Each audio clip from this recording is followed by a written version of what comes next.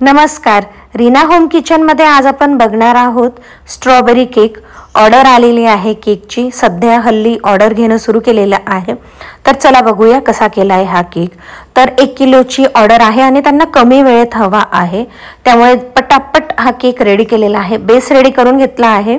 त्याच्यामध्ये 1 किलोचा आहे म्हणून याच्यात 3 लेयर असणार आहेत केकच्या आणि 2 क्रीमच्या। क्रीम घेतलाय, त्याच्यामध्ये मी थोडासा मिक्स्ड फ्रूट इसेन्स आणि थोडासा मँगो इसेन्स, कारण की हा मिक्स्ड पंच आहे। स्ट्रॉबेरी क्रश घेतला आहे, तो ऍड करून घेतला आहे।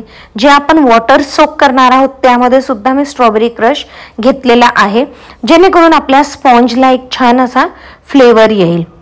तर असं मिक्स केलेलं जे स्ट्रॉबेरी क्रश आहे केकवर पूर्णपणे स्प्रेड केलं। त्यानंतर इथे आपण क्रीम स्प्रेड केलं, बघू शकता एकदम कमी लेयर मी ऍड केलेला आहे क्रीमचा।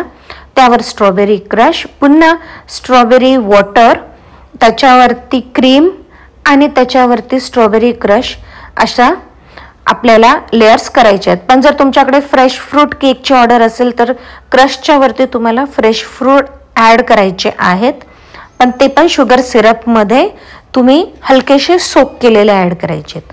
आता अशा पद्धतीने आपल्या 3 लेयर कंप्लीट झालेल्या आहेत। याच्यामध्ये ना सोक मी कमी केलेला आहे, कारण की मला हा जास्त वेळ ठेवायचा नाही आहे फ्रीजमध्ये, ते लवकर कट करणार आहेत। जास्त सोक केला तर तो जास्त सॉगी होऊन जाईल आणि मग केक कट करताना त्या ज्या लेयर्स आहेत ना त्या एकदम ओलसर येतील। तर आपल्याला केकच्या लेयर्स प्रॉपर हव्या, खाताना सुद्धा नको ड्राय आणि नको खूप जास्त सॉगी असा।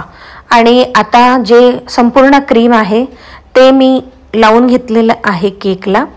अशा पद्धतीने जसं व्हिडिओमध्ये दाखवते ना त्या पद्धतीने जर केलं ना तर केक लवकर पण होतो, कमीत कमी क्रीममध्ये पण होतो आणि खूप फिनिशिंग छान येते। वरती सुद्धा अशा पद्धतीने आपण फ्लॅट करत जायचं आहे। व्हिडिओ केअरफुली बघा। तुम्ही जर केक करत असाल किंवा ऑर्डर घेत असाल तर अशा पद्धतीने तुम्हाला करून घ्यायचं आहे। तरी पण माझा हा जो टर्न टेबल आहे तो प्रॉपर नाही आहे। जो माझा रेग्युलर टर्न टेबल असता तर अजून छान फिनिशिंग येते, पण त्याला रिपेअर करायला टाकले कारण की त्याच्यावरती क्रॅक्स आलेले आहेत आणि तो तुटलाय, तर मला नवीन घ्यावं लागेल।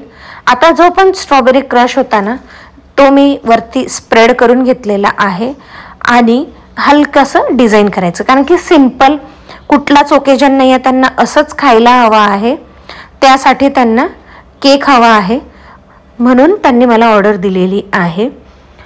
जर तुम्ही केक छान बनवत असाल ना तर कुठल्याही ओकेजनची गरज नाही आहे, तुम्हाला अशाच पण ऑर्डर येतील।